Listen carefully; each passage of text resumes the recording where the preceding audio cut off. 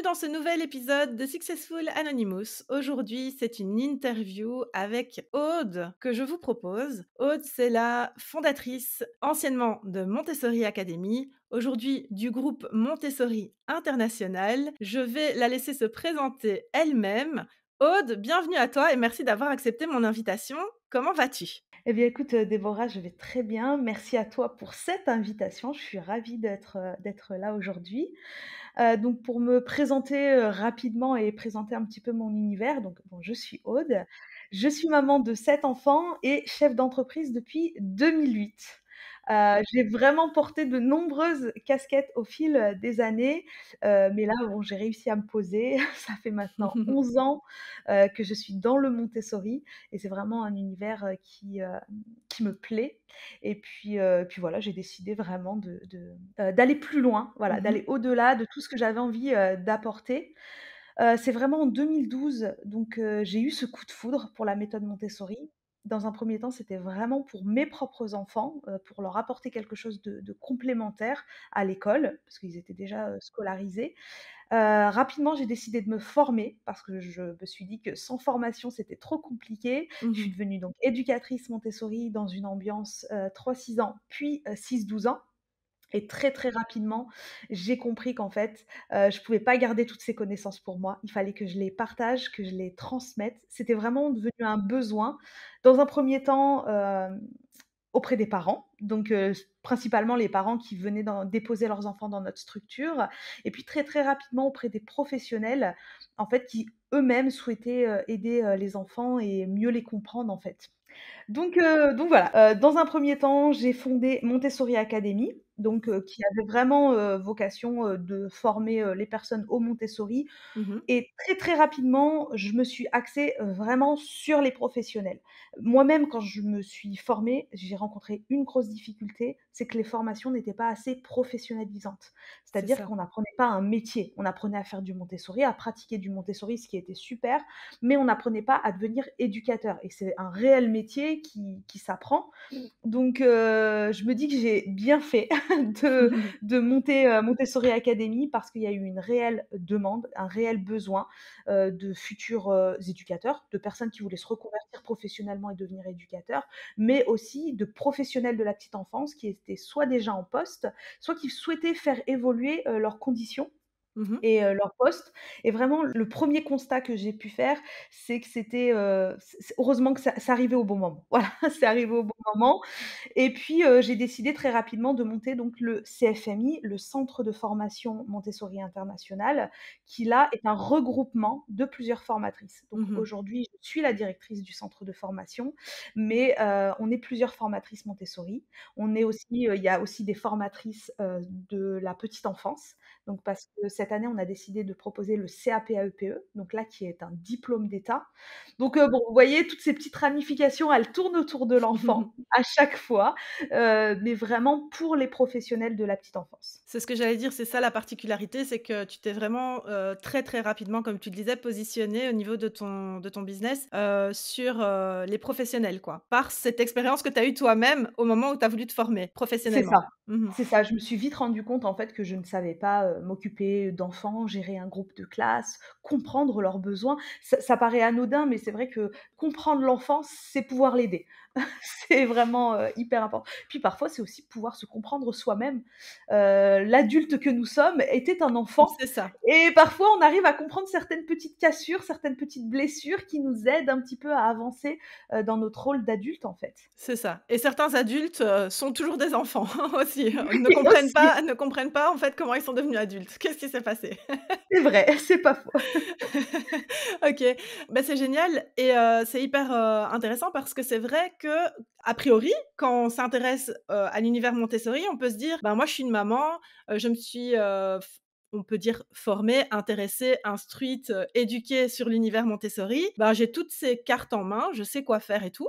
Je peux très certainement proposer mes services comme, professionnelle dans cette, thématique-là, dans ce domaine-là. Bah, en fait, pas du tout, quoi. Bah, totalement, en fait et vraiment on a, cette année, on a eu une, grande vague. C'est vrai que le covid a fait qu'il y a beaucoup de formations en ligne qui se sont développées parce que, bah, tout le monde avait envie un petit peu de profiter aussi de ce moment de confinement en se disant: «Si je peux apporter, des qualifications supplémentaires», tout le monde se mettait à sortir des formations en ligne. Mmh. Tout le monde a sauté sur l'occasion et moi, attention, encore une fois, je trouve ça génial. Mais vraiment, je n'ai, aucun reproche à faire à cette expansion de formation en ligne parce que ça nous apporte quelque chose. Que la formation soit courte, soit longue, soit professionnalisante, que ce soit juste un infoproduit, que ce soit une formation, c'est hyper intéressant de pouvoir toujours apprendre.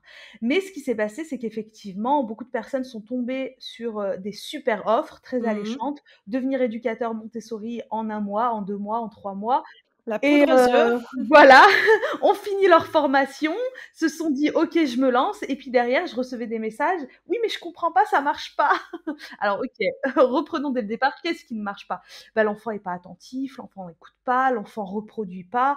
OK, c'est bien la présentation de matériel et cetera, c'est Mmh. génial de savoir présenter, mais est-ce que vous savez amener l'enfant à cette présentation?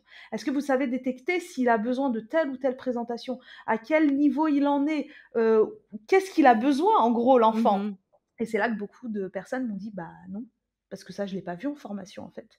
On m'a dit, de présenter tel matériel à partir de tel âge ou de telles compétences, psychomoteurs ou autres, mais c'est tout ce qu'on m'a expliqué et c'est là où on s'est bien aperçu bah, que ça pouvait pas fonctionner parce qu'effectivement l'adulte, le futur guide, parce qu'en Mmh. Montessori, l'éducateur Montessori est appelé un guide et on comprend mieux pourquoi quand on comprend son rôle et c'est vrai que ce guide, il est en incapacité, d'aider l'enfant si lui-même, il n'est pas, dirigé, si lui-même n'est pas guidé.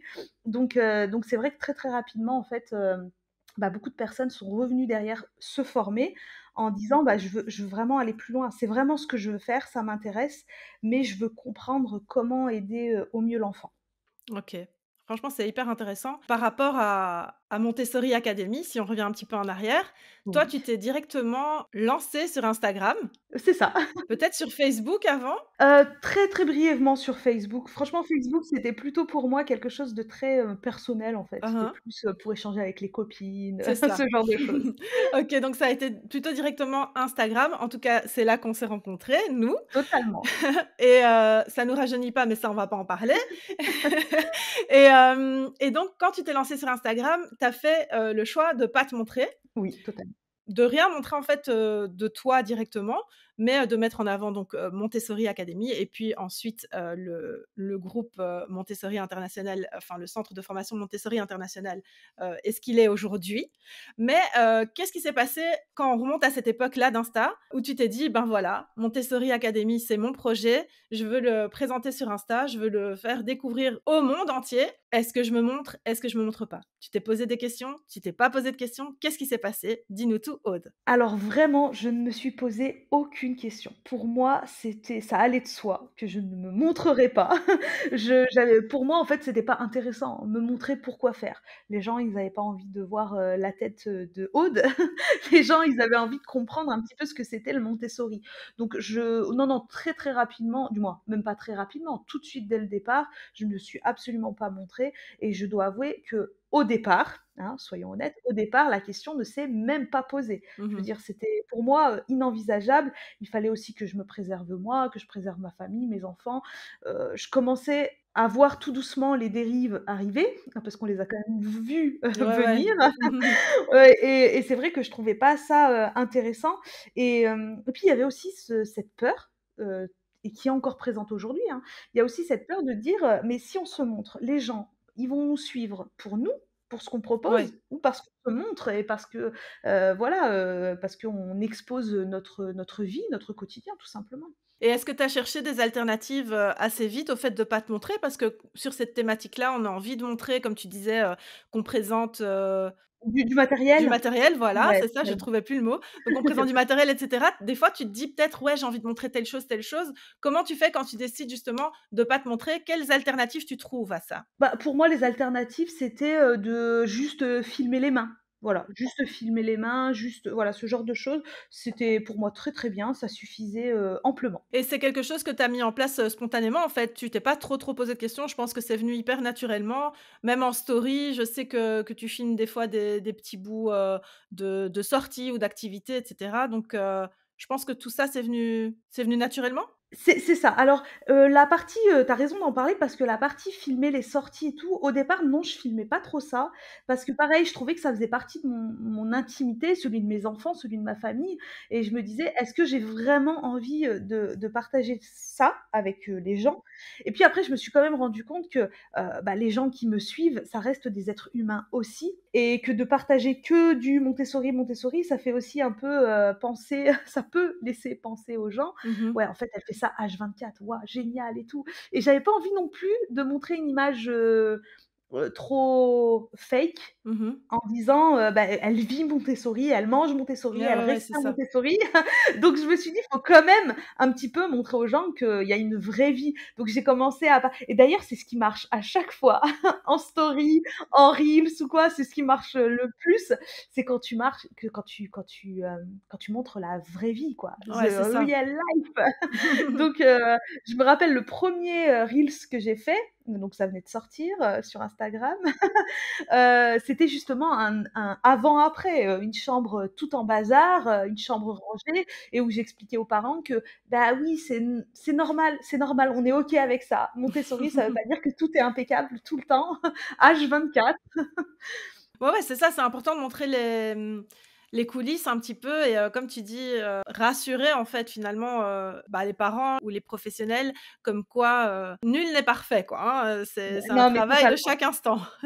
Totalement, on vit nous aussi, hein, on a des coups de mou, on a des coups de faiblesse, on a des coups de fatigue et ça, c'est hyper important pour justement, déculpabiliser le parent qui voudrait, faire ça H24 et c'est Mmh. aujourd'hui ce que je reproche dans ma thématique énormément, à beaucoup, beaucoup de comptes. Ouais, c'est de montrer ce côté, très lisse, parfait, où on montre, on ne montre pas les ratés ou même pas les ratés, mais la vraie vie quoi, où on montre que, les paillettes et tout ce qui est instagrammable. C'est ça, totalement, c'est vraiment ça. Est-ce que tu penses que c'est un choix qui pourrait évoluer, celui de pas te montrer? Non, non, vraiment, ça évoluera, jamais, de par, ma pudeur. Alors si, les choses ont quand même évolué, mais par exemple, je me montre à mes élèves. Donc Mmh. c'est-à-dire que mes élèves, quand on fait, des lives parce que ça aussi j'y tiens, c'est hyper important et pour moi, c'est d'un côté ma marque de fabrique Mmh. et d'un côté, je vois de plus en plus de centres de formation Montessori en ligne faire de même. Bon après, j'ai pas breveté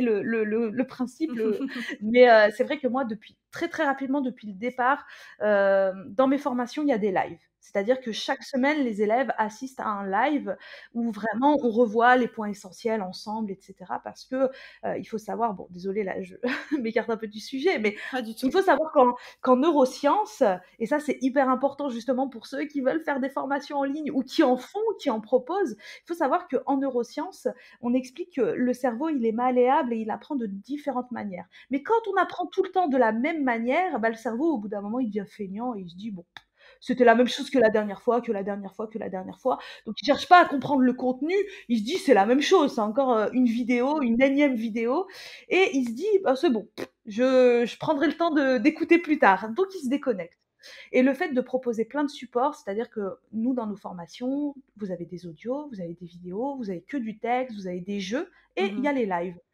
Parce que un élève qui va assister à un live, il a même eu beau lire le cours, écouter le cours, lire la vidéo du cours juste avant, et ben le live, son cerveau, il se dit ça, c'est en direct. Elle parle, elle va pas parler deux fois. Ouais, c'est ça. Donc t'écoutes, t'es attentif. Et donc vraiment, vraiment, dans toutes les techniques de e-learning, parce que moi, je me suis beaucoup, beaucoup formée justement sur la formation en e-learning pour vraiment essayer de trouver les meilleures techniques d'apprentissage pour mes élèves. Et ben, tous les professeurs sont unanimes de dire attention, quand vous allez prendre vos élèves en visioconférence, ils vont retenir 60% de plus que s'ils ont fait le même cours, même en vidéo. Même si c'est la même chose en vidéo, eh ben, ils l'auront plus retenu en visioconférence. Donc pour moi, c'était vraiment quelque chose de très, très important. Au début des vidéoconférences, je ne me filmais pas, je filmais un PowerPoint et de plus en plus maintenant, si, je me mets face à la caméra parce que, c'est vrai que là, ça commence à faire, long. Ça fait 7 ans que je fais de la formation et ça fait, bah, maintenant parce que j'ai commencé avant le Covid. Pour une fois que j'ai senti quelque chose arriver, je me je dois avouer que je me suis mis au distanciel, avant, avant que le Covid arrive et donc ça va faire, 4 bah, c'est quand on s'est rencontrés, donc ça va Mmh. faire 5 ans. C'est ça. C'est ça. Donc ça va faire 5 ans maintenant que je fais du distanciel et donc c'est vrai qu'en 5 ans bon là, ça commence à faire du coup beaucoup et j'aime ce contact avec les élèves et donc je préfère maintenant me montrer face à la caméra parce que je trouve que c'est plus convivial, même pour les élèves qui me mais voilà, c'est vraiment le seul «écart» entre guillemets que je suis en capacité de faire. Ouais, mais Sur donc ça n'évoluera pas en ligne, parce que comme tu dis, de te montrer pour tes élèves, c'est hyper important donc ça c'est même dans un cadre plus intime donc c'est pas Totalement. un souci, mais sur ce qui est, du grand public, on va dire, c'est un choix qui restera comme ça, Ouais, tel qu'il ouais, est. ouais.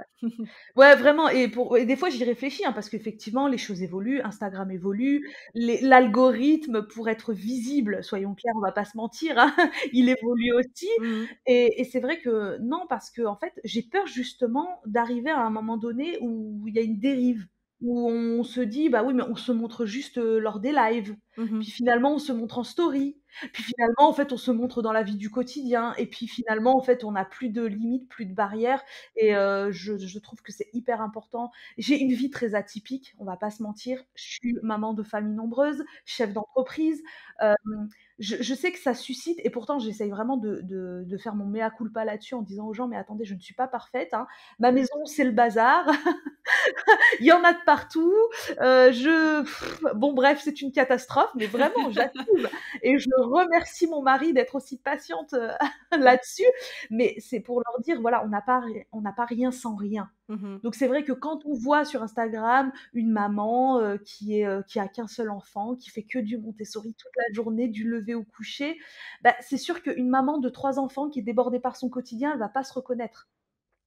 Et j'avais peur justement d'en arriver là, de montrer, bah, que ce qui est instagrammable, puis c'est normal. On n'a pas envie de montrer nos défauts, nos failles, aux autres. C'est trop intime. C'est plus intime de montrer ses défauts que de montrer ses qualités. Et puis on a tendance à les enjoliver, ces qualités. Je me rappellerai toujours, un jour, j'étais en train de faire une conférence avec mes élèves et mon mari à ce moment-là, passe pas trop loin de la pièce, m'entend dire des choses et puis, il fait demi-tour, il passe sa tête au travers de la porte, il me regarde, il me regarde, il repart. Puis moi je continue ma conférence et puis à la fin de tout ce que j'ai dit, j'explique toujours à mes élèves: «Attention, entre la théorie et la pratique, il y a un gouffre. C'est pas Mmh. ce que je suis en train de vous dire, je suis pas moi-même en train de l'appliquer tous les jours, mais je sais que je devrais l'appliquer tous les jours. Mais c'est comme tout dans la vie, on sait ce qu'il faut faire, mais C'est on ça. sait qu'il faut manger sain, on sait qu'il faut manger 5 fruits et légumes tous les jours. Est-ce qu'on le Oui. fait tous les jours? Non. Pas forcément. Est-ce que En tout cas, moi, je parfois parle pour moi, non. oui, est-ce que parfois on fait des petites entorses? Oh Oui, oui, mais pas voilà, si même des petite. grosses, Voilà, voilà, c'est ça. mais c'est ça et du coup, le soir, je me rappellerai toujours avoir eu cette conversation avec mon mari où il me dit: «Mais quand même, je trouve ça culotté ce que tu dis à tes élèves».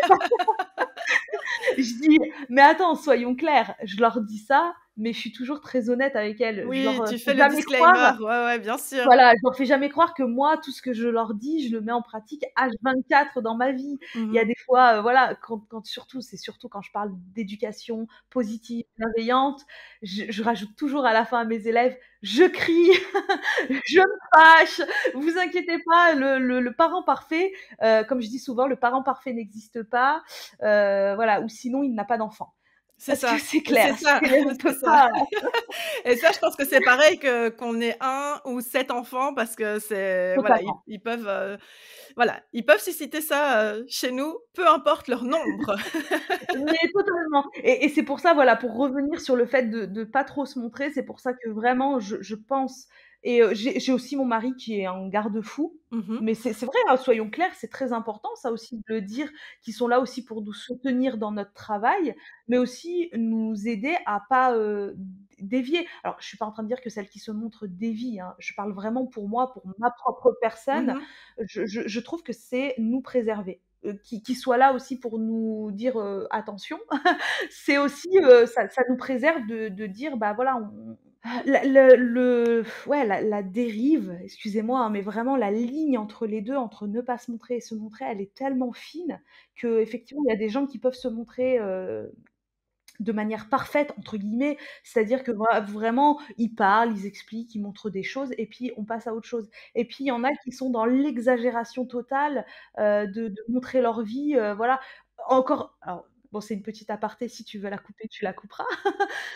Mais encore ce matin, donc je scrollais, sur Instagram et je tombe sur la publication d'une maman qui est paniquée, qui se filme paniquée: «Oui, mon enfant a une grosse boule à la tête, vite, faut que je l'emmène aux urgences», et là, pour moi, c'est clairement une grosse dérive des réseaux Oui, sociaux. voilà, c'est Mais ton enfant c'est est en ça. détresse, est en souffrance, tu ne te filmes pas. Tes abonnés ne vont pas t'aider, ils sont pas avec toi. J'allais dire, même si tu as des abonnés urgentistes, médecins, pédiatres, ils sont pas avec toi. Et c'est là, en fait, où tu te dis de tout partager, des fois, c'est trop, voilà. Et ça me conforte encore plus de me dire: «C'est aussi notre petit jardin secret, Mmh. c'est très, très important de préserver, hem, notre famille, nos enfants», et je vais même aller plus loin, moi, sur le Montessori. Vraiment sur la partie Montessori, parce qu'il y a beaucoup de comptes qui le font, qui se montrent, qui montrent les enfants. Et moi, comme j'explique aussi souvent, le cerveau de l'enfant, il est petit, il est fragile, il est en construction. Et il faut pas croire, ils analysent tout. Donc là, je vais même plus parler de nous en tant qu'adultes, je vais parler des enfants, de montrer les enfants sur les réseaux. C'est une dérive qui peut faire, beaucoup de dégâts parce qu'on le voit, en fait, et moi je le vois aussi en classe quand je filmais les enfants, et comme je vous dis, je ne filme pas la tête des enfants, hein, juste les activités des enfants. C'est pour ça que j'ai fini par arrêter. Mmh. Ils étaient en demande. En fait, ils étaient là, ils voyaient qu'on sortait le téléphone, même si on essayait d'être le plus discret possible. Je vous assure que j'ai tout essayé. Alors au départ, j'étais, pas du tout discrète, hein. Je sortais mon téléphone, je filmais rapidement et puis, je postais sur les réseaux. Et puis au bout d'un moment, j'ai commencé à voir les enfants venir vers moi: «Ah, j'ai fini mon activité, tu viens me filmer?» Mmh. Oh là là, je me suis dit: «Quelle catastrophe». Parce que là, en fait, on est clairement dans ce qu'on appelle, hem, le besoin intrinsèque, extrinsèque, et là, en fait, le besoin intrinsèque de l'enfant de faire son activité, il est dévié par le besoin extrinsèque de dire: «Je veux que l'adulte me filme», parce que s'il me filme, ça veut dire que c'est Que bien ce c'est que je bien, fais. c'est ça. S'il me filme pas, ça veut dire que c'est nul ce que je suis en train de faire, et là, je me suis dit: «Au secours». Donc après, je l'ai fait plus discrètement. Je posais mon téléphone en mode aéré, je le posais dans un coin, je le laissais filmer toute l'ambiance et je faisais des montages, voilà, pour un petit peu, mais en fait, les enfants repéraient le truc et puis, c'était la même chose. C'est Donc malin. c'est pour ça que très, très rapidement, j'ai totalement arrêté. Donc c'était uniquement moi qui me filmais en train de faire des présentations, ou sinon, je demandais à une des plus grandes de mes enfants Mmh. de filmer les activités avec moi, mais les activités qu'elle connaissait déjà. Comme ça, en fait, je n'interférais pas sur ses besoins. C'est-à-dire que je lui faisais pas faire des choses, par exemple, qu'elle était en train d'apprendre. Parce que je me dis: «Si je la filme en train de faire des choses qu'elle est en train d'apprendre, elle va plus avoir envie d'apprendre, elle va avoir envie que je la filme». Mmh. Donc on nuit, en fait, à ses capacités d'apprentissage, et on le voit. Du moins, j'ai vu des vidéos sur les réseaux, Montessori, hein, je parle toujours, de parents qui filment leur enfant en train de faire des activités, mais limite on est dans de la je voudrais pas dire de la malveillance parce que je pense pas du tout que le parent veut Mmh. être malveillant, mais on est dans de la douleur psychologique pour l'enfant. C'est-à-dire que tu vois le parent, discrètement dire à l'enfant, «Tu vas y arriver? Mais c'est pas ça que je t'ai montré là!» Tu sais, limite tu es en train de me mettre la honte devant tout le monde, et voilà. Et encore une fois, c'est ce que je dis aussi aux gens, on peut faire, 10 000 prises avant d'avoir la bonne. On vous Mmh. filme que ce qui est instagrammable, encore une C'est fois. ça. Bon bref, il y aurait tellement de sujets là-dessus, mais c'est vrai que moi, en tant que spécialiste Montessori, c'est vraiment mon alerte, c'est-à-dire que de montrer trop, surtout dans le domaine de la petite enfance, C'est parce que ça. ça a tendance à dévier sur les enfants. Mmh. Ouais, ouais, je te rejoins tout à fait et c'est hyper important d'avoir, précisé ça donc je te remercie vraiment pour ça. Merci. Mais pour ce qui est de ta voix alors, est-ce que tu as aussi, eu cette réflexion ou est-ce que c'est venu spontanément aussi? Alors c'est pas venu spontanément parce que j'ai toujours eu un gros problème avec ma voix. Mais vraiment, j'ai jamais supporté ma voix. Alors, c'était avant, hein, parce que vraiment maintenant, j'ai plus aucun problème, je me sens très, très à l'aise. Alors, Mmh. j'avoue que tu es pour beaucoup, Ah soyons bon? clairs, parce que oui, parce que c'est vrai qu'on en a souvent discuté justement Oui, quand on faisait nos débuts toutes les 2. Et c'est vrai ouais, que plein de fois tu me disais: «Mais Aude, parce que tu es très à l'aise, moi je te trouve très à l'aise à l'audio, en voilà, vraiment quand tu parles, tu as une aisance». c'est ça. Puis voilà, au bout d'un moment, je me suis dit: «Bah oui, ça me dérange pas, ma voix, ça me dérange pas trop, de qu'on l'entende. Franchement, c'est pas un problème». Si demain je suis, obligée d'appeler des gens au téléphone, alors c'est rigolo parce que, ouais, ça c'est rigolo. Je pense que c'est un très, très bon exercice qui m'a permis vraiment de me décomplexer, parce que moi, il faut savoir que je suis une personne, alors je pense que je ne le suis plus vraiment, mais encore. Je suis quelqu'un de base très, très, très introverti, mais vraiment, ça peut paraître bizarre et je sais que quand j'en parle avec des personnes, ils me disent: «Oui, mais c'est ça la blague, toi introverti». Mais non, non, mais c'est véridique. S'il fallait, quand j'étais plus jeune, et quand je dis que j'étais plus jeune, c'est quand j'avais 22, 23, 24.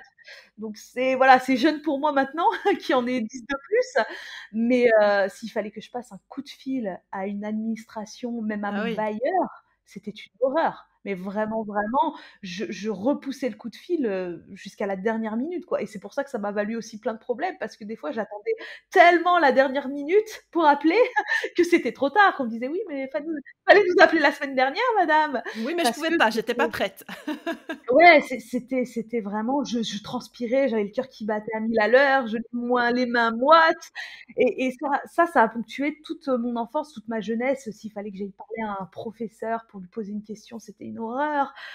Et non, et je trouve que cet exercice de pas me montrer, de juste parler aux gens, bon, bah, au départ, j'étais pas aussi à l'aise que maintenant, donc c'était un peu compliqué. Et puis au fur et à mesure, je pense que oui, ça joue d'avoir une bonne éloquence, on va pas se mentir, de trouver ses mots très facilement, très rapidement, bah, ça nous aide aussi. Et puis c'est vrai, quand j'ai vu que les gens étaient réceptifs à ce que j'avais à leur dire, et bah, ça m'a motivée encore plus. Mais bien sûr, surtout que toi, tu as vraiment cet avantage d'avoir, beaucoup d'énergie dans ta voix, donc ça sert totalement ton activité d'exploiter cette Mais qualité-là, quoi.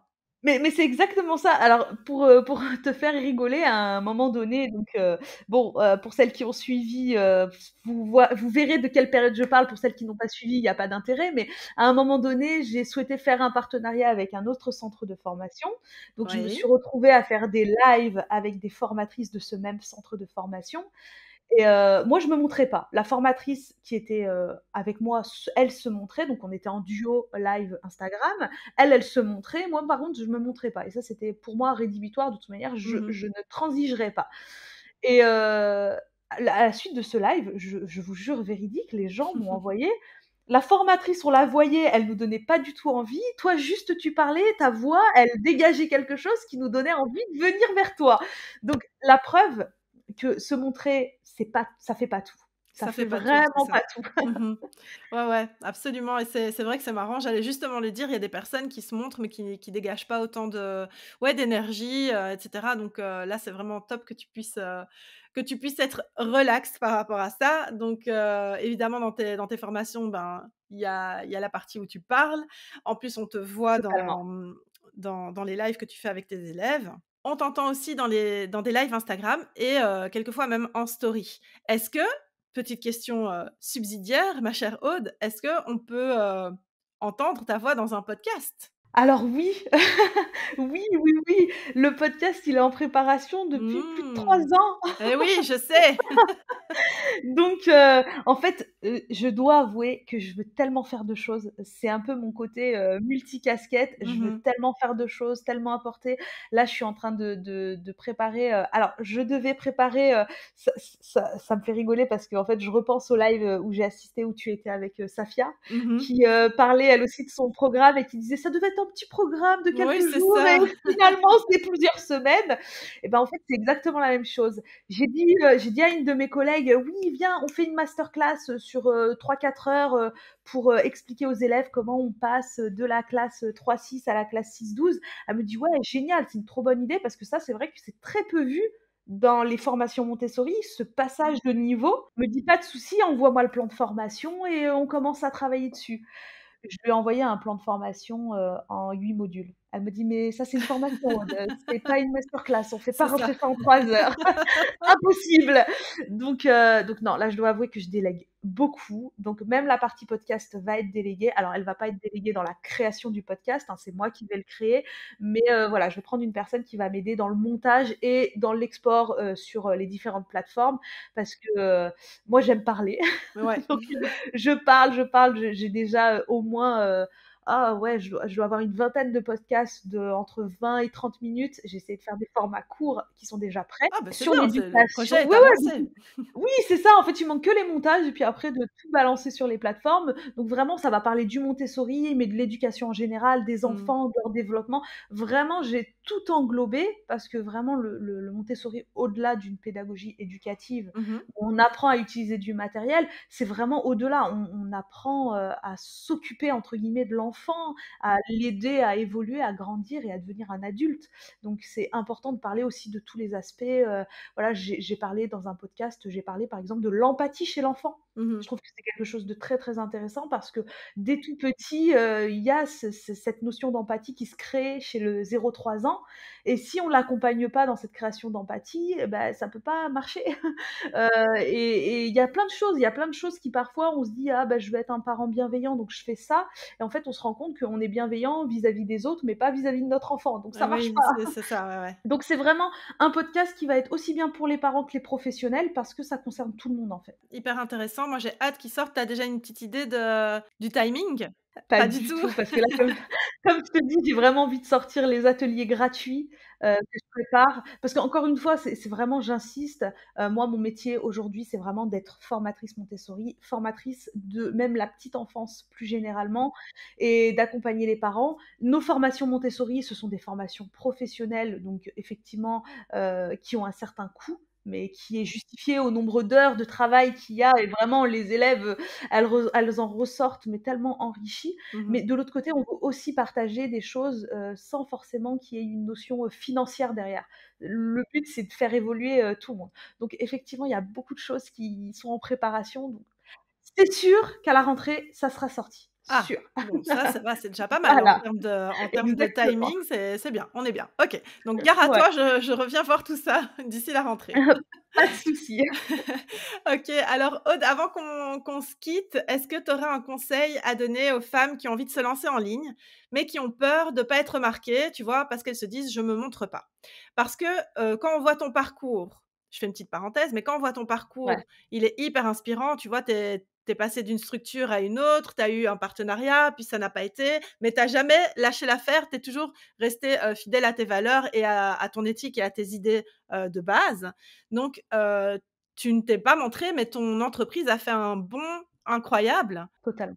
Tu es une preuve vivante que ça peut fonctionner quand on reste fidèle à ce qu'on a décidé envers soi-même, à ses propres engagements. Du coup, qu'est-ce que tu aurais à conseiller, aux femmes qui ont envie de faire comme toi dans ta thématique ou dans une autre, hein, mais tu vois, qui ont envie de se lancer, mais qui ont peur parce qu'elles ne se montrent pas? Bah, le 1er je pense que le premier des conseils, c'est de savoir vraiment qu'est-ce qu'on a envie de partager. Clairement, qu'est-ce qu'on a vraiment envie de partager avec les autres?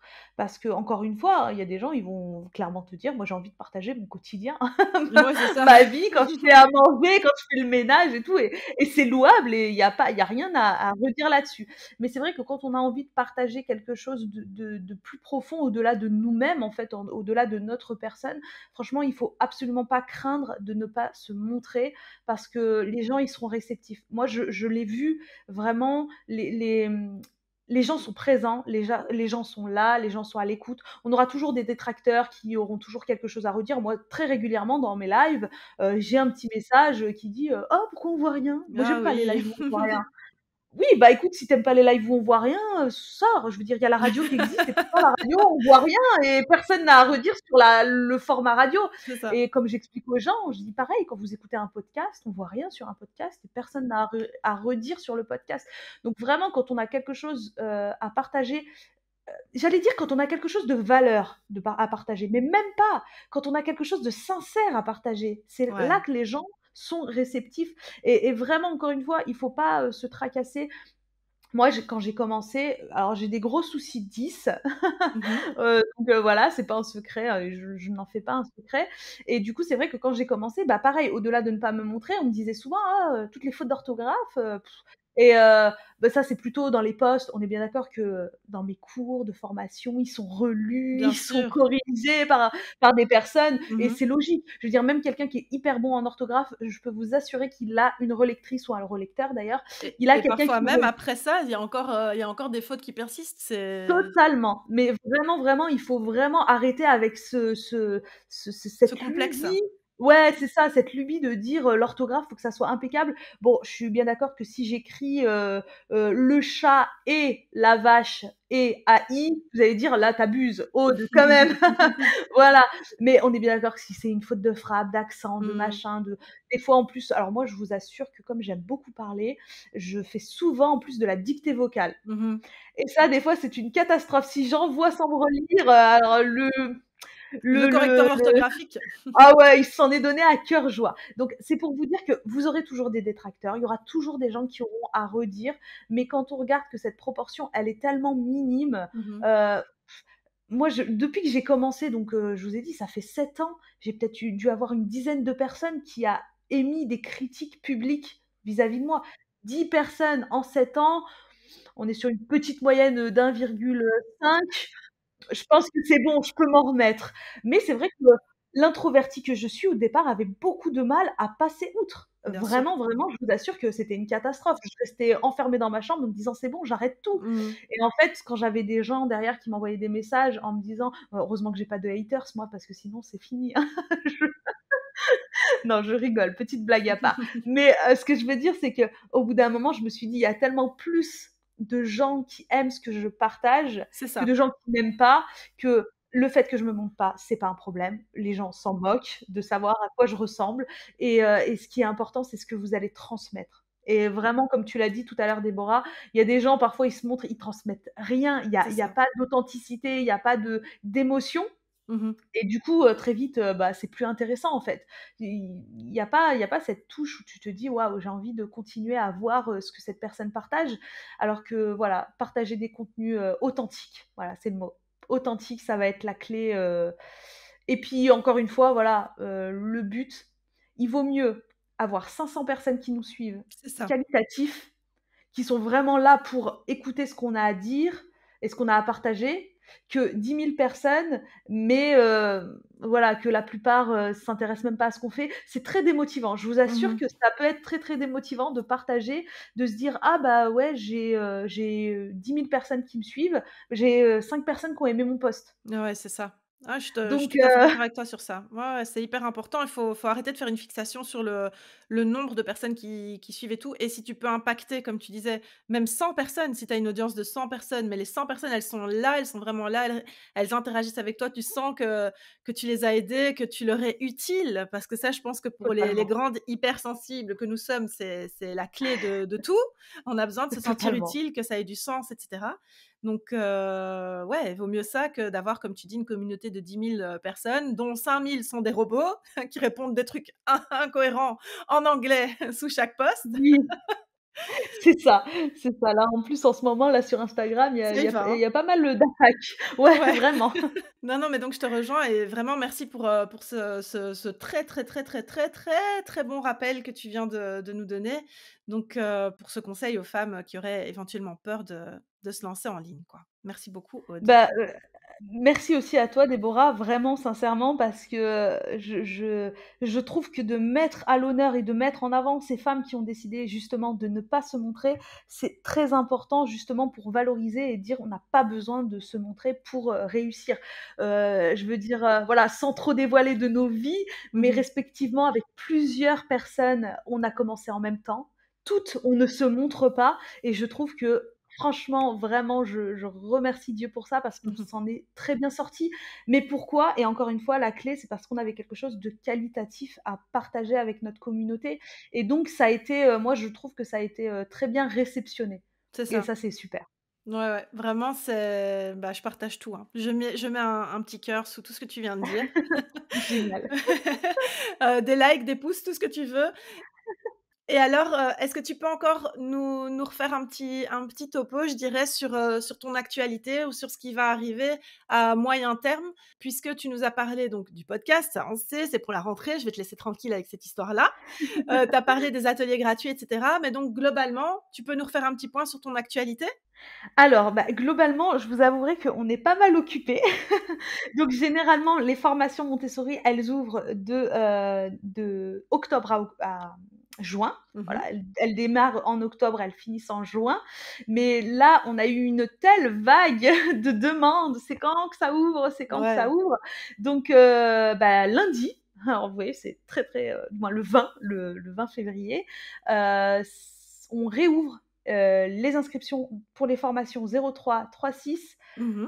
6-12 et la très grosse nouveauté, mais là c'est une bombe atomique qui arrive, la 12-18.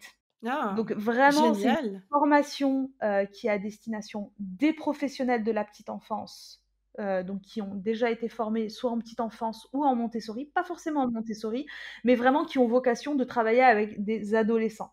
Je veux Mmh. dire, nous, on n'est pas là pour vendre à tout prix à n'importe qui. Si cette forma du moins, si c'est pas une personne qui a vocation de travailler avec les adolescents, pardon, ça ne va absolument pas lui servir. C'est vraiment accompagner l'adolescent, l'aider dans son cheminement pour être un adulte avec les outils Montessori. Donc c'est vraiment très, très intéressant et encore une fois, j'ai fini de rentrer la formation ce week-end dans la plateforme. Je suis encore en train de rajouter des choses. Bien Je n'en sûr, peux plus pourquoi faire de mon simple? cerveau. Donc pareil, vraiment, là, on est en train de tout préparer pour, vous montrer parce qu'on a changé de plateforme aussi. Donc c'est Mmh. pas trop du moins, c'est sur l'actualité du centre et je pense que ça a toute son importance, mais vraiment, on a basculé, on a tout testé, hein, pour celles qui connaissent un petit peu les formations. On a fait System.io, on a fait Cuneo, on a fait Schoolmaker, on a fait 360 Learning, et bien d'autres. Vraiment moi j'avais un goût de il manque quelque chose. Mmh. Vraiment, pour les formations que je voulais apporter à mes élèves, à chaque fois je me disais: «Oui, mais il y a pas ça, oui, mais il y a pas ça».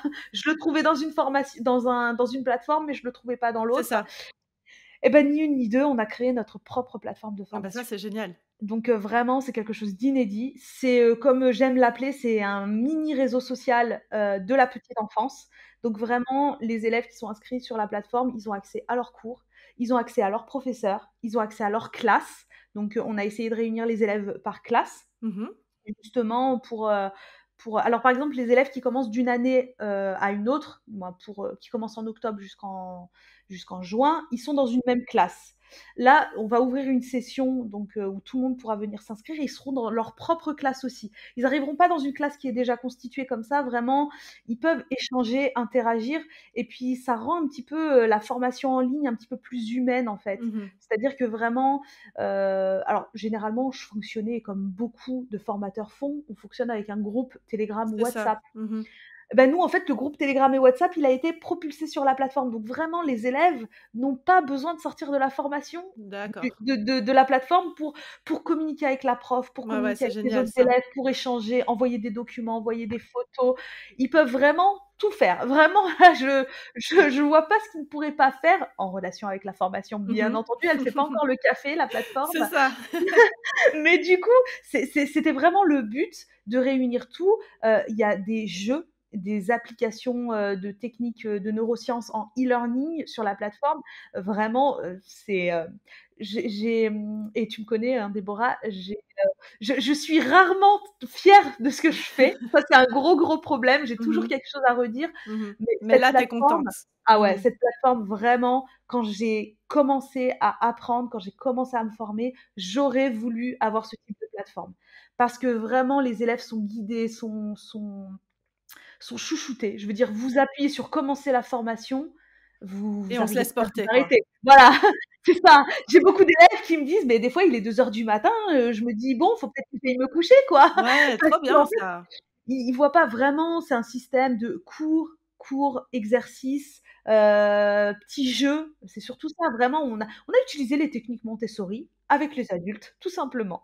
C'est Donc au voilà, top. la grosse, grosse nouveauté, c'est ce lancement de cette plateforme au grand public, j'ai envie de dire et une nouvelle formation qui, à aujourd'hui, n'existe pas vraiment, en tous les cas, moi, en France, je l'ai jamais vue.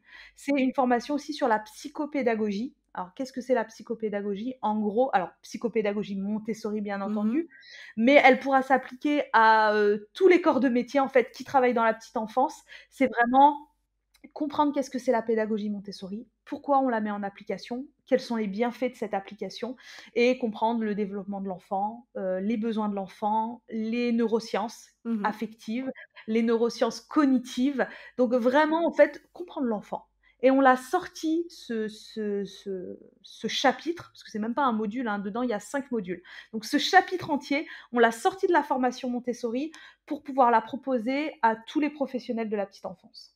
Ah ben, franchement, c'est un sacré programme. Moi, je sais pas, est-ce qu'il y a 24 heures dans tes journées aussi ou ou tu as trouvé un autre deal? Alors, non, non, non. Alors non, soyons clairs et ça tu le disais aussi, tout à l'heure et c'est vrai et je peux que remercier toute l'équipe qui m'entoure Mmh. parce que vraiment en 5 ans, parce que là je parle vraiment que de la partie où j'ai développé la formation en ligne. Mmh. En 5 ans, j'ai réussi à grossir, à grandir, si je puis dire et j'ai, des équipes géniales.